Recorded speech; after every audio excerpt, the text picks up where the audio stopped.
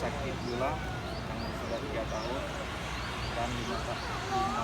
bulan dalam kondisi yang tidak bisa bangun.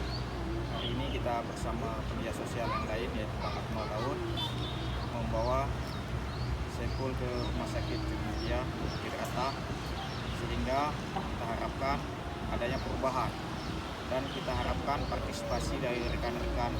yang lainnya baik di Aceh maupun di luar negeri untuk meringankan Bang Saiful untuk sehat kembali. Terima kasih Bang Irfan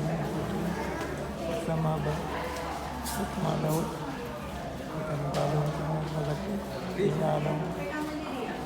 ini